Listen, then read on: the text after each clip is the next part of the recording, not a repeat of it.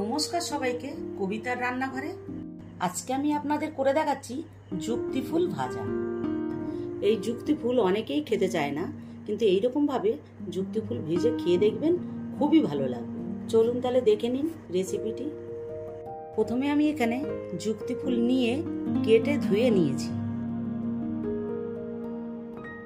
এরপর আমি কড়াতে তেল দিচ্ছি, দিয়ে যুক্তি ফুলগুলো কড়াতে দিয়ে একটু ভেজে নেব।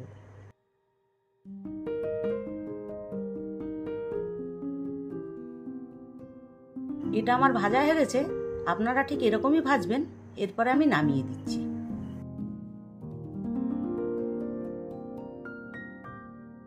এরপর আমি কড়াতে তেল দিচ্ছি, একটা আলু আমি ছোট ছোট করে কেটে রেখেছিলাম সেটা দিয়ে দিচ্ছি। এর মধ্যে সামান্য লবণ দিয়ে আলুটা আমি একটু ভেজে নেব।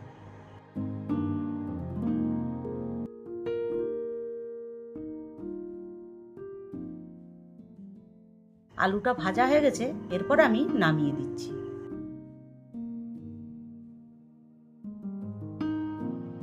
এরপর আমি কড়াতে তেল দিচ্ছি, রাঁধুনি দিচ্ছি, শুকনো লঙ্কা দিচ্ছি, দিয়ে একটু ভেজে নেব। তারপর আমি একটা পেঁয়াজ কেটে রেখেছিলাম সেটা দিয়ে দিচ্ছি। এরপর আমি এর মধ্যে রসুন কুচনো দিয়ে দিচ্ছি আর কাঁচা লঙ্কা কুচনো দিয়ে দিচ্ছি।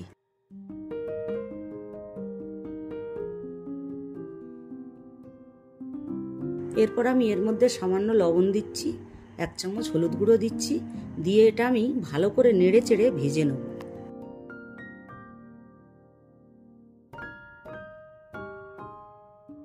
এটা আমার ভাজা হয়ে গেছে, এরপর আমি ভেজে রাখা আলুগুলো এর ভেতরে দিয়ে দেব।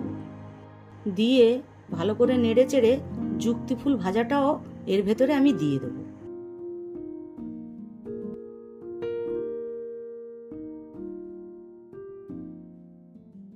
এরপর আমি এটা 1 মিনিটের মতন ভেজে নেব। আপনারা এরকম ভাবে যুক্তি ফুল ভাজা অবশ্যই করে খেয়ে দেখবেন। ভালো লাগলে লাইক, শেয়ার, কমেন্ট করবেন এবং নতুন নতুন রেসিপি দেখতে পাওয়ার জন্য অবশ্যই আমার চ্যানেলটিকে সাবস্ক্রাইব করবেন।